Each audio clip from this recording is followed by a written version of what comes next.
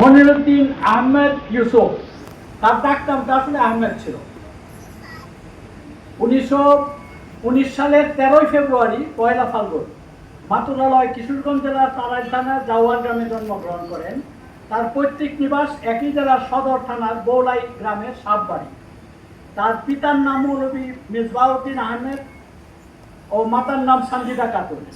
কিংবদন্তি অনুসারে সপ্তদশ শতকের দ্বিতীয় দশকে মনিরুদ্দিন ইউসুফের একাদশতম পূর্বপুরুষ মুঘল আমিরুল বহর করিম খাঁ জায়গির প্রাপ্ত হয়ে সরকার বাজুহাট তপে হাজারি পরগনায় অর্থাৎ কিশোরগঞ্জ সদর থানায় ব্রহ্মপুত্রের উপনদী নরসুন্দার দক্ষিণ পারে রাজকুন্তি পুরান বৌলাই গ্রামে বাসস্থান স্থাপন করেন। আমি একটু বলিনি, আমার যখন দিদি মহোদয়ের সঙ্গে আলাপ হয় এই বিষয়কে নিয়ে, তিনি বলেছিলেন তাকে যেন সামগ্রিকভাবেই উপস্থাপন করা হয়, কোনো একটা বিশেষ দিকের দিকে না দিয়ে। এই জন্য আমি মোটামুটি সব বিষয়গুলোই যেগুলো এত গুরুত্বপূর্ণ নয় তারপরেও আসলে আলোচনায় এনেছি। কিন্তু অধিক মাত্রায় মুঘল কেতার অনুসারী হওয়ায় ইংরেজের সঙ্গে এই পরিবারের সম্পর্ক তেমন উষ্ণতা লাভ করেনি, বরং ক্ষেত্র বিশেষে বিরোধী হয়ে ওঠে। জানা যায় 1850-এর দশকে নির্যাতিত চাষিদের পক্ষ থেকে তারা 2000 লাঠিয়ালের এক বাহিনী পাঠিয়ে কিশোরগঞ্জের কাছাকাছি কালিয়াচাপড়া থেকে অত্যাচারে নীলকর জনৈক ওয়াটসকে কুটি ত্যাগ করতে বাধ্য করেন। তবে এই বৈরিতাও বেশি দিন স্থায়ী হয়নি। মৌলানা কেরামত আলীর ইংরেজের সঙ্গে যুদ্ধ নয় নীতি প্রচার করায় এবং বৌলাই সাববাড়ি তার প্রচারের একটি বড় কেন্দ্র হয়, তাদের প্রতি ইংরেজদের রোষ প্রশমিত হয়। আর তারাও লিপ্ত হয় ইংরেজ সৃষ্ট জমিদারের আচরিত আলস্য বিলাস প্রজাপীড়ন সুরাসেবন প্রভৃতি অমিতাচারে। ইসলামের যে মানবিক ন্যায়পরায়ণতা একতা ছিল এই পরিবারের অবলম্বন এবং যার আলোকে তারা ওয়াহাবি আন্দোলনকে স্বাগত জানিয়েছিলেন, অবক্ষয়ের এই দিনগুলোতে সেই ন্যায়পরায়ণতার গুণাবলী তারা হারিয়ে বসে। এত সত্ত্বেও বৌলাই বাড়ির একাংশের মধ্যে শিক্ষা সংস্কৃতি চর্চা অব্যাহত ছিল। মনিরুদ্দিন ইউসুফের দাদা হামিদুদ্দিন আহমেদ লেচু মিয়ার এক চাচাতো ভাই আব্দুল হাই আক্তার ছিলেন আব্বাসীয় যুগ চিহ্নিত কোরআন হাদিস ও ফিকাহ শাস্ত্রের দেশবরেণ্য পণ্ডিত। ইসলামের নানা বিষয়ে উর্দু, ফার্সি, আরবি ভাষায় তিনি 5টি পুস্তিকা ও বেশ কিছু প্রবন্ধ রচনা করেন। কানপুর, লখনৌ, কলকাতা থেকে প্রকাশিত এইসব পুস্তক ঢাকা বিশ্ববিদ্যালয়ের গ্রন্থাগারে হাকিম হাবিবুর রহমান কর্নারে সংরক্ষিত আছে।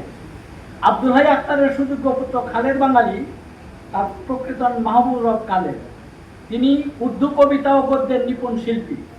তার বাঙ্গাল কি বর্ষাত কবিতা পড়ে সচক্ষে পূর্ব বাংলার বর্ষা অবলোকনের জন্য দিলগির, আকবরাবাদী সহ কয়েকজন ভারত বিখ্যাত কবি এ অঞ্চলে আগমন করেন। ভারতের সাহিত্য সমাজ তাকে তৃতীয় বাঙ্গাল, বাংলার বুলবুল খেতাবে ভূষিত করে। সেকালেই তার নেতৃত্বে বাজমে আদাব বৌলাই অর্থাৎ বৌলাই সাহিত্য পরিষদ নামে সংগঠনের উদ্যোগে বৌলাই প্রতি বছর সপ্তাহব্যাপী মুশায়েরা অনুষ্ঠিত হতো এবং ভারতের বিভিন্ন অঞ্চল থেকে নাম করা উর্দু ও ফার্সি কবিগণ অংশগ্রহণ করতেন।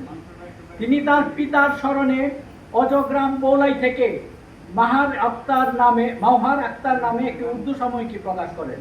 কবি আইয়ুব হোসেনের সম্পাদনায় খালেদ বাঙালির সংগৃহীত কবিতা নামে একটি গ্রন্থ প্রকাশিত হয়েছে। খালেদ বাঙালির পুত্র মোহাম্মদ রব জাহেদ সিদ্দিকী উর্দু ভাষায় এমন ব্যুৎপত্তি অর্জন করেন যে কবিতা রচনা ও আবৃত্তি করা তার স্বভাবে পরিণত হয়। 1971 সালে স্বাধীন বাংলা বেতারের উর্দু অনুষ্ঠানে জাহেদ সিদ্দিকী সে খবর শুনিয়ে যেন আজও কানে ভেসে বেড়ায়। মনিরুদ্দিন ইউসুফের পিতা মিসবাউদ্দিন ও ছিলেন আরবি, ফার্সি ও উর্দু ভাষার আলেম ও কবি। আরবি, ফার্সি, উর্দু ভাষা ও সাহিত্যে এবাড়ির ছেলেদের বাল্যকালেই শুধু হাতে করি নয় যথার্থ তালিম হতো। প্রখ্যাত সাংবাদিক সৈয়দ নুরুদ্দিনের ভাষায় এদের পরিবারের শিশু, বৃদ্ধ, যুবক সবাই কবিতা রচনা করতেন উর্দু, ফার্সিতে।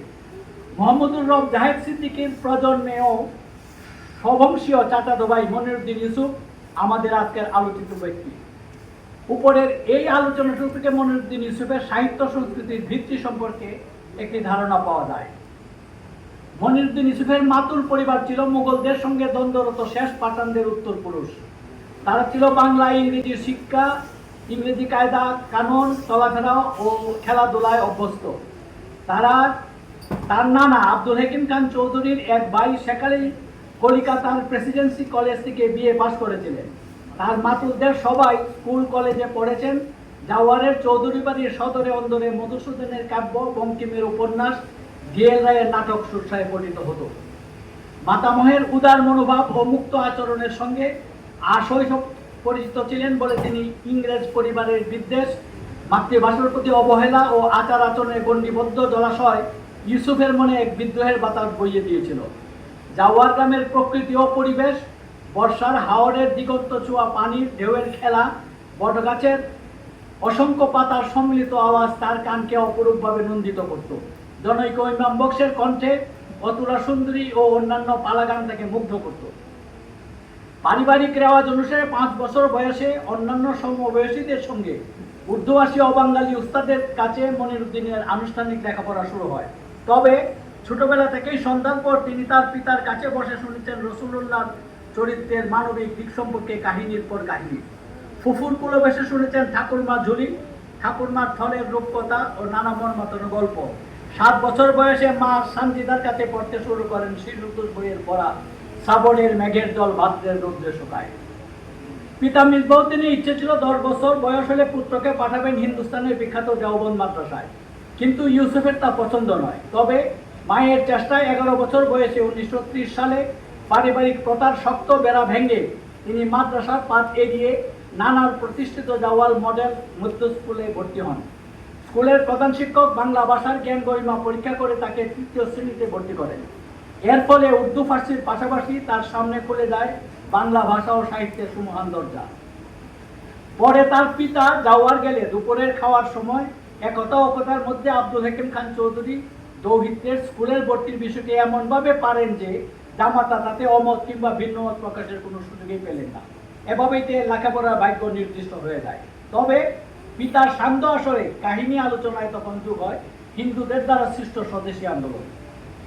শিশুকালে ইউসুফ পারিবারিক লাইব্রেরি থেকে আজায়াবে মখলুকাত, শেখ সাদির গুলিস্তান, ইকবালের তারান্নামে মিল্লি ও স্কুল লাইব্রেরি থেকে মাইকেলের মধুসূদন বধ কাব্য, কীর্তিবাসের রামায়ণ পাঠ শেষ করেন এবং সেই সূত্র ধরে অল্প দিনের মধ্যেই মহাভারতের অনেক কথা, কালিদাসের শকুন্তলা ও পার্বতী মহাদেবের সঙ্গে পরিচিতি লাভ করেন। জাওয়ার গ্রামের স্কুলে পাঠ শেষ করে ইউসুফ তৎকালীন আধা গ্রাম আধা শহর কিশোরগঞ্জের রামানন্দ হাই স্কুল, বর্তমানে সেটা কিশোরগঞ্জ সরকারি হাই স্কুল, 7ম শ্রেণীতে ভর্তি হন। এখানেই পরিচয় হয় অভিন্ন হৃদয় বন্ধু পরে প্রখ্যাত সাংবাদিক সৈয়দ নুরুদ্দিনের সঙ্গে। কিশোরগঞ্জে বোর্ডিং পাসের সুযোগে সিনেমা দেখার প্রতি ইউসুফের বিশেষ আগ্রহ লক্ষ্য করা যায়। এই আগ্রহ থেকে এমন পর্যায়ে পৌঁছে ভালো ভালো সিনেমা দেখার জন্য পিতার ফুফাতো ভাই গোলাপ মিয়ার মাধ্যমে পিতাকে রাজি করিয়ে পরের বছর তিনি ময়মনসিংহ জেলা স্কুলে ভর্তি হন। এখন তিনি মনের আনন্দে সিনেমা দেখেন। ভালো ছবি হলে একাধিক শো, নাচ নয় গান নয়, পরিচালকের সূক্ষ্ম কাজগুলোই তাকে বারবার ছবি করে টেনে নিয়ে যায়। ফলে বছর না পেরোতেই তিনি চলচ্চিত্র ছবির এক রসজ্ঞ সমালোচক হয়ে বন্ধু সমাজে পরিচিত হন। তবে সে যাই হোক না কেন প্রবেশিকা পরীক্ষা তিনি পাশ করেন লেখা সহ 1ম বিভাগে। এরপর পিতার ইচ্ছা ও পিতৃবন্ধু ডক্টর মোহাম্মদ শহীদুল্লাহর পরামর্শে তিনি ভর্তি হন ঢাকা ইন্টারমিডিয়েট কলেজে। সেখানেও হোস্টেলে একই কক্ষের অধিবাসী হন নুরুদ্দিন। বন্ধু হন সৈয়দ আলী হাসান, কবি সানাউল হক, প্রাবন্ধিক মোহাম্মদ আব্দুল্লাহ প্রমুখ। কলেজের প্রথম দিনে বাংলা ক্লাসে হাজার বছরের বাংলা সাহিত্যের উপর লম্বা চওড়া ও বিমল হাসির বিশিষ্ট চেহারামণ্ডিত কাজী আব্দুল ওদুদের আকর্ষণীয় বক্তৃতা শুনে প্রথম দিনেই মুক্ত বুদ্ধির এ শিক্ষককে ইউসুফের ভালো লেগে যায়। ইন্টারমিডিয়েট প্রথম বর্ষ থেকেই তার সাহিত্য জীবন শুরু। গুরু কাজী আব্দুল ওদুদ। 2-4 মাসের মধ্যেই হোস্টেলে তিনি কবি বলে পরিচিত হয়ে যান। এরপর 2য় বিভাগে ইন্টারমিডিয়েট পাশ করে ভর্তি হন ঢাকা বিশ্ববিদ্যালয়ে বাংলা বিভাগে। প্রথম ব্যাচের আবাসিক ছাত্র হন ফজলুল হক হলে। হলের provost doctor Mohammad Shahidullah, house tutor doctor Kazi Mudar Hossain, বিভাগের শিক্ষক হিসেবে পান ডক্টর মোহাম্মদ শহীদুল্লাহ, কবি মহিতুল্লাহ মজুমদার, গণেশ বসু, কবি জসিমউদ্দিন, আশুতোষ ভট্টাচার্য প্রমুখকে। কলেজে অধ্যয়নকালে যেমন কাজী আব্দুল ওদুদের বাড়িতে, বিশ্ববিদ্যালয়ে তেমনি মহিতুল্লাহ মজুমদারের বাড়িতে শুরু হয় ইউসুফের যাতায়াত। থাকে সাহিত্য আলোচনা। স্নাতক সম্মান চূড়ান্ত বর্ষে 1931 সালে বের হয় তার প্রথম কবিতার বই উপায়ন। উপায়ন উৎসর্গ করেন প্রিয় শিক্ষা ও দীক্ষাগুরু কাজী আব্দুল ওদুদকে। চারিদিকে প্রশংসার বন্যা। দেখতে দেখতে পরীক্ষায় এসে গেলেও প্রস্তুতি মোটেই এগোয়নি।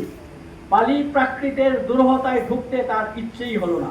কাঙ্ক্ষিত প্রথম বিভাগ তো দূরের কথা, তৃতীয় বিভাগে পাশ করাও দুঃসাধ্য হবে মনে করে হঠাৎ একদিন উদাও হন ঢাকা থেকে। সেই সাথে শেষ হয় তার প্রাতিষ্ঠানিক পাঠও। ঢাকা থেকে তিনি ফিরে আসেন বৌলায়। মাস 2 ফার্সি চর্চার পর একঘেয়েমি দূর করার জন্য পিতার অনুমতি নিয়ে গমন করেন কলকাতা। কলকাতায় টালিগঞ্জে দিন কয়েক কাটিয়ে গেলেন দিল্লি। সময় কাটে ঘুরে ঘুরে মুঘল কীর্তি দেখে আর হোটেলে শুয়ে বসে ফুটপাত থেকে কেনা কবি ইকবালের শিকাওয়া, জবাবের শিকাওয়া, সামা ও সায়ের পরে। এতদিন ইউসুফ ছিলেন রবীন্দ্রনাথের রোমান্টিক সৌন্দর্যের জগতের অনুসারী। উপায়নের ছত্রে ছত্রে তা বিধৃত, কিন্তু আজ তিনি ইকবাল পাঠে মোহিত। যদিও তার চাচা খালেদ বাঙালি ইকবালকে পাঞ্জাবি গাওয়ার বলে নিম্ন পঙ্ক্তিভুক্ত বিবেচনা করেছেন। কিন্তু এভাবে আর কতদিন ঘুরে ঘুরে পরিব্রাজক ক্লান্ত, ঘাটের পয়সাও পড়েছে টান। চাকুরির আবেদন করলেন দিল্লির জেনারেল হেডকোয়ার্টার্সে, কেন্দ্রীয় সরকারের সেক্রেটারিয়েটে। আপার না লোয়ার এটা মানে আলাদা করা যায় নাই, ডিভিশন অ্যাসিস্ট্যান্ট পদে নির্বাচিত হলেন প্রশিক্ষণের জন্য। 1 মাস প্রশিক্ষণের পর চূড়ান্তভাবে নির্বাচিত হন। পোস্টিং নিলেন মুম্বাইয়ের বেলার্ড এস্টেটের সেলভেজ ডাইরেক্টরেটে। এবার চাকরি পাবো দেশে গেলেন মুম্বাই। 2-1 দিন এদিক ওদিক কাটিয়ে ভিক্টোরিয়া টার্মিনালদের কাছে উঠেন এক গুজরাটি হোটেলে। মুসলমানগণ অনাহত বলে নাম ভারিয়ে রবীন্দ্রনাথ নামে। একদিন হোটেলের বিপরীতে তারপরওয়ালার বিখ্যাত বইয়ের দোকান থেকে কেনেন নিকলসংস্কৃত তর্জমাকৃত ইকবালের সিক্রেটস অফ দি সেলফ বইটি। পড়লেন বারবার, পড়লেন হোটেল মেট জনৈক মিস্টার সেন উপরিত মানবেন্দ্রনাথ রায়ের রচনাবলী। পরে আগ্রহ জন্ম নিল মার্ক্সবাদকে জানার। কিনে আনেন মার্কস এঙ্গেলসের কমিউনিস্ট ম্যানিফেস্টো, স্ট্যালিনের হিস্ট্রিক্যাল অ্যান্ড ডায়ালেকটিক্যাল ম্যাটেরিয়ালিজম, লেনিনের বিভিন্ন বই। পরে চললেন টানা। নতুন পরিবেশের নতুন জীবনের ছন্দ পতন ঘটে চাচা হামিদ মিয়া, পরবর্তীকালে তিনি শ্বশুর হন। মৃত্যুর খবর দিয়ে বাড়ি থেকে লেখা পত্র পেয়ে চাকুরির মাস 4 পর বলে কয়ে তিনি দিল্লিতে পাটিয়ালা হাওয়াজে বদলি হয়ে আসেন। দিল্লি আসার 1 মাসের মধ্যেই বাড়ি থেকে চিঠি হলো পিতার অসুস্থতার খবর নিয়ে। 10 দিনের ছুটি নিয়ে 9 মাস পর ইউসুফ দেশে ফেরেন। বাড়ি পৌঁছে জানতে পারেন দিন 7 আগে মারা গেছেন চাচা খালেদ বাঙালি। ফেরার দিন 10 মধ্যে মারা যান পিতা মির্জা-উদ্দিন। এর 20 দিন পর মারা যান পিতামহের ভাই জালালউদ্দিন মোহাম্মদ খুরশিদ। 35 দিন পর মারা যান পিতার ফুফাতো ভাই গোলাপ মিয়া। 2 মাসেরও কম সময়ের মধ্যে 4টি মৃত্যু। ফলে তার আর ফিরে যাওয়া হলো না দিল্লির কর্মস্থলে। পিতার মৃত্যুর পর সংসারের দায়িত্ব পড়ে আনারই জ্যেষ্ঠ পুত্র ইউসুফের উপর। নিজে বিয়ে করেননি, 3 বোন বিবাহযোগ্যা, পড়ুয়া ছোট 4 ভাই, মা এবং অন্যান্য প্রতিপাল্যদের নিয়ে বিরাট পরিবার। হতাশ হয়ে ইউসুফ শুরু করেন নামাজ পড়া, এমনকি তাহাজ্জুদের নামাজও। আর নামাজ শেষে মৌলানা আশরাফ আলী তানভীর উর্দু পদ্যে লেখা মুনাজাতে মকবুল। দিন কয়েক পর ধর্মের কর্মের প্রতি তিনি পুনঃ বিতশ্রদ্ধ হয়ে পড়েন। তদুপরি চাচাতো ভাই মানে জাহেদ সিদ্দিকী এসে বলেন, ভাই আল্লাহর হস্তে আপনি এমন বেমানি অর্থাৎ অর্থহীন কোরআন তেলাওয়াত বন্ধ করুন। বই পড়া আপনার কাজ, এক নিরর্থক আবৃত্তিকে গুরুত্ব দেওয়া কি আপনার মানায়? আপনি মাইকেল রবীন্দ্রনাথের মতো হন। এই মর্মে উপদেশ শুনে তিনি দ্বিধায় তুলতে থাকেন। ভাবেন তিনি যার জন্য মনকে তৈরি করছিলেন, জাহেদ মিয়া তো সেই কথাই বলে গেল। মাস 6 মধ্যে ইউসুফ ও ছোট ভাই ইউনুসের বিয়ে ঠিক হয়, যথাক্রমে 14 ও 15 আষাঢ় 1351। ইউসুফের কনে নির্বাচিত হন চাচাতো বোন সাজেদা খাতুন তথা তার দাদার কথিত জুলেখা। এবার তিনি পুরাদস্তুর সংসারী। মাস 2 মধ্যেই নানার অংশের সুনামগঞ্জের সেলবরসের জমিদারি দেখাশোনার ভান নিয়ে হয়ে ওঠেন জমিদার। সেলবরসে কেটে গেল 5 বছর। ইতিমধ্যে তিনি কিছু স্বার্থান্বেষী আত্মীয় অংশীদারের চক্ষুশূল হয়ে পড়েন। ফলে মায়ের চিঠি পেয়ে চিঠিতে লিখিত বাবা জাওয়ারে এবং আত্মার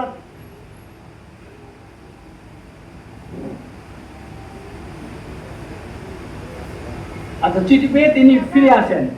আর তার আত্মীয় তুতু মামার অনুরোধে 1950 সালে জানুয়ারি মাসে 7-8 খোলার লক্ষ্য নিয়ে জাওয়ার স্কুলের প্রধান শিক্ষক হলেন। শিক্ষকতায় লেগে রইলেন সেপ্টেম্বর-অক্টোবর পর্যন্ত। এ সময় পোলিওতে আক্রান্ত হয়ে 2.5 বছরের পুত্র শহীদের ডান পাটি অবশ্যই কিছুটা খাটো হয়ে যায়। চিন্তার জটিলতায় আবিষ্ট হন ইউসুফ। শেষে 1951 সালের শুরুর দিকে সপরিবারে চলে এলেন জেলা শহর ময়মনসিংহে। বাসা নিলেন কৃষ্ণপুরে। অষ্টগ্রাম নিবাসী বন্ধু বন্ধু শ্রেষ্ঠ সৈয়দ শরফুদ্দিন হোসেন হাবিব মিয়ার পরামর্শ ও আর্থিক সহায়তায় শুরু করেন সিভিল সাপ্লাইয়ের লেবার কন্ট্রাক্টর হিসেবে ব্যবসা। কিন্তু 2 বছরের ঠিকাদারিতেই জ্বলে উঠল লালবাতি।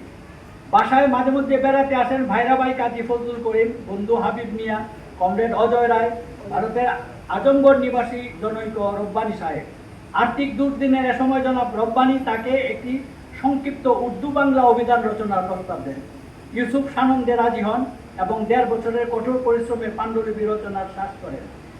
কলকাতার মডার্ন প্রেস থেকে তারই তত্ত্বাবধানে অর্থাৎ প্রুফ দেখা, ছাপা ও বাদাইয়ের কাজ শেষ করে বছর তিনেকের মধ্যে ফরহাঙ্গে রব্বানী নামে তা প্রকাশিত হয় এবং তিনি মুখ্যমন্ত্রী নুরুল আমিনকে ধরে 1954 সালে 10,000 কপি দেশে আমদানি করিয়ে দেন। ডক্টর মোহাম্মদ শহীদুল্লাহ সুনীতি কুমার চট্টোপাধ্যায়ের ভূমিকা সংবলিত অভিধানটি ভর্তি প্রশংসা করেন। সম্ভবত সত্য বিক্রয় করায় জাত ব্যবসায়ী জনাব রব্বানী প্রণেতা ইউসুফের নাম উল্লেখ করেননি।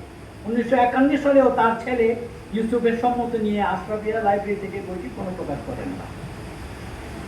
1956 সাল, অর্থকষ্ট চরমে। বন্ধু হাবিব মিয়া তখন যুক্তফ্রন্টের পার্লামেন্টেরিয়ান, তার কাছ থেকে ধার করে সংসার চলে। এ সময় হাবিব মিয়া তার বড় ভাই সৈয়দ সিরাজউদ্দিন হোসেন শাহজাদা মিয়ার পক্ষে তাকে ময়মনসিংহের ছায়াবানী সিনেমা হলের ম্যানেজারের পদে চাকরির অফার দেন এবং প্রথম মাসের বেতন অগ্রিম প্রদান করেন।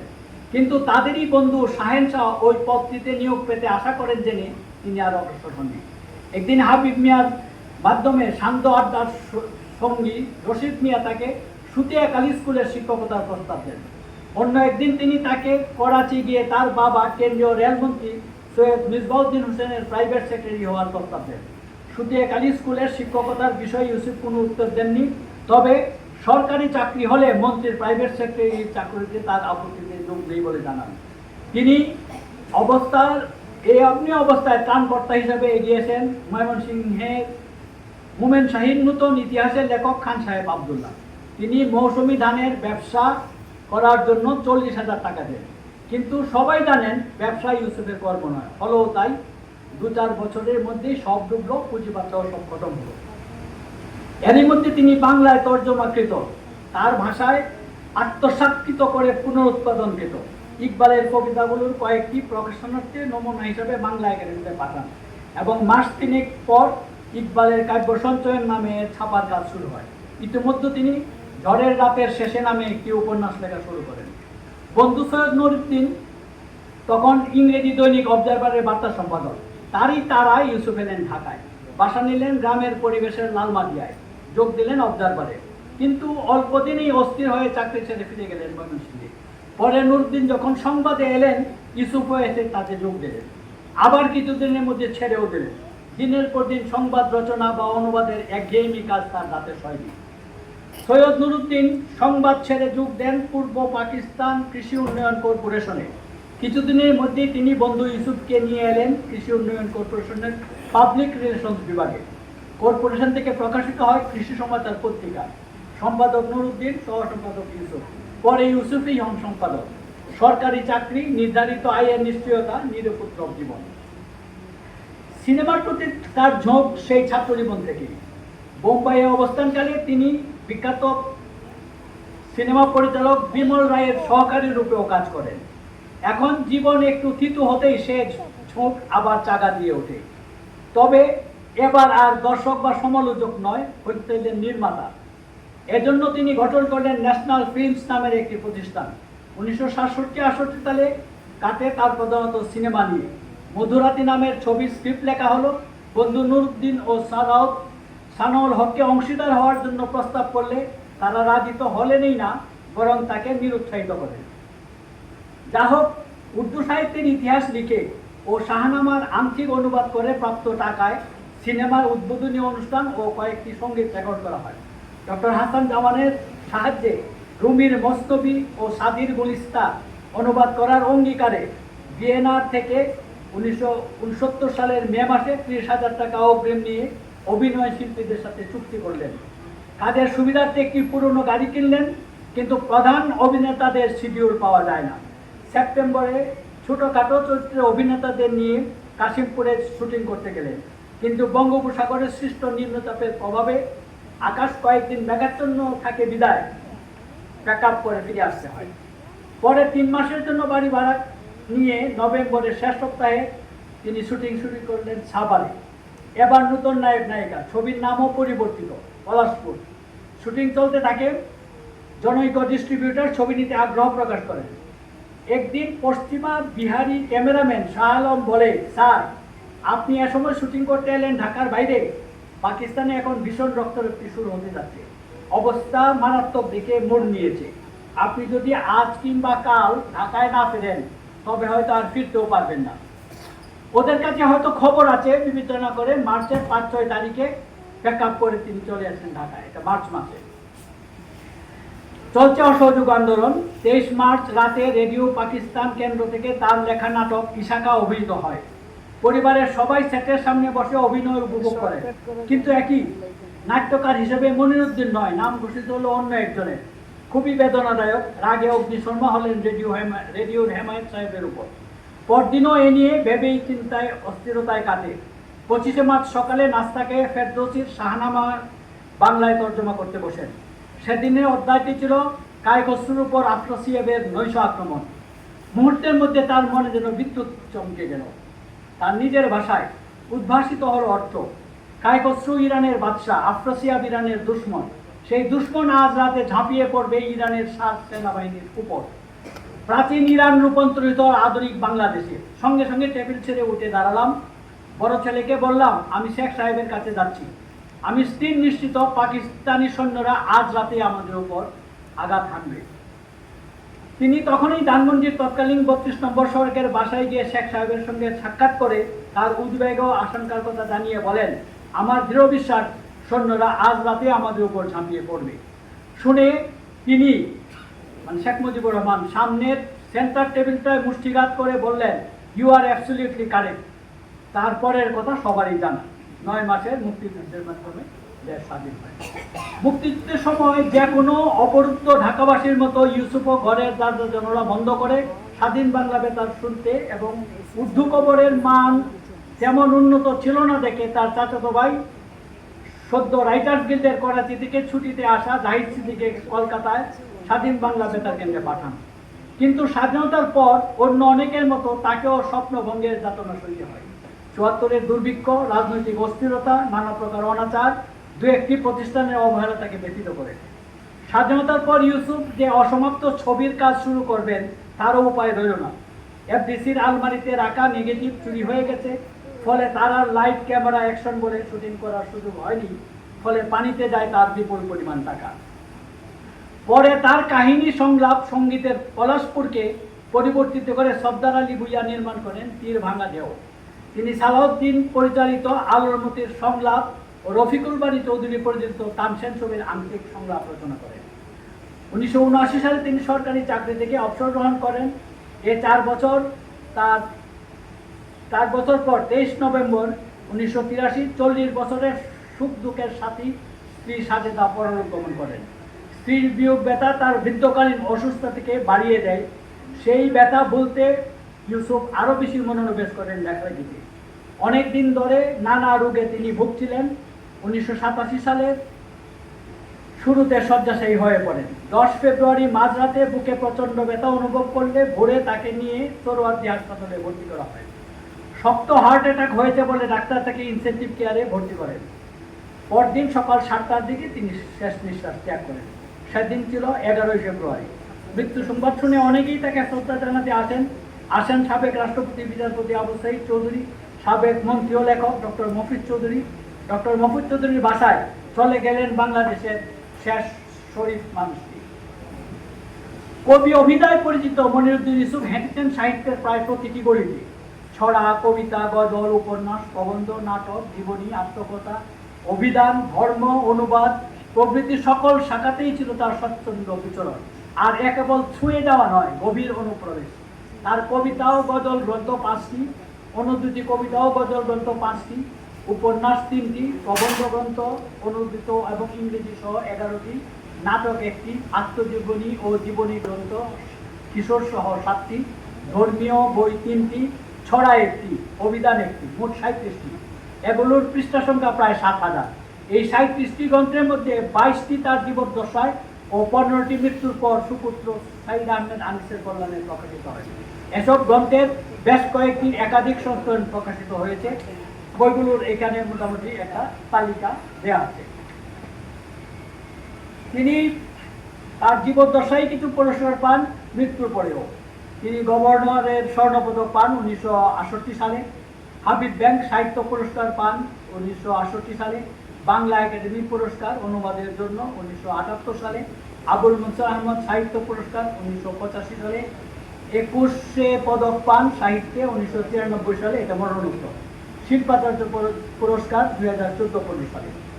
তিনি যখন মারা যান তখন তার পুত্র শহীদ আহমেদ, সুলতান আহমেদ শহীদ, সাইদ আহমেদ আনিস এবং ফাতেমা জেবুন্নেসা, এখন কেবল ফাতেমা জেবুন্নেসাই জীবিত আছেন। তিনি চট্টগ্রামে একটি কলেজে অধ্যাপনা করেন। এইটার সঙ্গে দুইটা সংযোজনী আছে। একটা হলো ইসলাম ও কমিউনিজমের টানাপোড়েনে মনিরুদ্দিন ইউসুফ, আরেকটা হলো তার 37টা বইয়ের খুবই সংক্ষিপ্ত একটা আলোচনা। আমার প্রবন্ধটি এখানেই শেষ। নেমে যাওয়ার আগে আমি দুটো কথা বলতে চাই। প্রথমত হচ্ছে পরিবারের সদস্যদের প্রতি, ওনার পরিবারে যারা আছেন তারাও সমাজে নামি দামি এবং অবস্থাপন্ন অবস্থায় আছেন। তারা একটা পুরস্কার, মনিরুদ্দিন ইউসুফ নামে একটা পুরস্কার প্রবর্তন করেছিলেন। সাইদ আহমেদ আনিস বেঁচে থাকা পর্যন্ত সেই পুরস্কারটা দেওয়া হয়েছে। তো আমি পরিবারের সদস্য কাউকে কাউকে আমি এখানে উপস্থিত দেখতে পাচ্ছি, সবার কাছে এবং যারা অনুপস্থিত সকলের কাছে আমি আবেদন করতে চাই যে আপনারা সেই পুরস্কারটি আবার দয়া করে চালু করুন, তাহলেই তিনি আবার জীবিত থাকবেন। প্রতি বছর অন্তত এটা উপলক্ষে হলেও একটা আলোচনা হবে। আমাকে যখন এই প্রবন্ধটা রচনার জন্য আহ্বান করা হয়, আমি এসে একদিন দেখা করি আজম সাহেবের সাথে, মাননীয় মহাপরিচালক। তিনি তখন বললেন যে মনিরুদ্দিন ইউসুফকে মানুষ আসলে ভুলেই গিয়েছে, কাজে আপনি একটা সামগ্রিকভাবে তার জীবনীটা তুলে ধরার চেষ্টা করবেন। সেটি আমি করলাম, কিন্তু তাকে স্মরণে রাখার জন্য বাংলা একাডেমিকে আমি অনুরোধ করতে চাই, আপনারা তার অবশিষ্ট যে বইগুলো আছে, আমি বলছি যে 7000 পৃষ্ঠা মোট লেখা, এর মধ্যে 4000 পৃষ্ঠা আপনারা উৎপাদন করে যাচ্ছেন, মানে প্রকাশ করে যাচ্ছেন। সেটা হলো শাহনামা, সেটা তো করে যাচ্ছেন। আর বাকি 3000 পৃষ্ঠা থাকে। তাহলে সেটারও যদি একটা সংকলন করেন তাহলে তিনি আর সহজে হারিয়ে যাবেন না, সবটাই মানুষ পেতে পারে। এবং বাংলা একাডেমি তাকে নিশ্চয়ই একজন স্মরণীয় বরণীয় মনে করেন বলেই আজকের এই আলোচনা, এবং তাকে এই স্মরণীয় বরণীয় রাখার জন্যই তার বাকি বইগুলোকে আপনারা এক পরতের ভিতরে এনে মানে প্রকাশ করার জন্য আমি অনুরোধ এবং দাবি এই দুটোই জানিয়েছি। আরেকটা হচ্ছে এটা বাংলা একাডেমি এবং বিশ্ববিদ্যালয়গুলোর উদ্দেশ্যে আপনারা মনিরুদ্দিন ইউসুফের উপর পিএইচডি থিসিস করাতে পারেন, সেটাকে কেন্দ্র করেও আরেক ধরনের আলোচনা থাকবে। আমি এই 3টা আবেদন জানিয়ে আমার মতো নগণ্য লোককে এতক্ষণ যাবৎ ধৈর্য ধরে শোনার জন্য এবং বাংলা একাডেমিকে আমাকে মনোনীত করার জন্য অভিনন্দন জানাই, সালাম জানাই। ধন্যবাদ।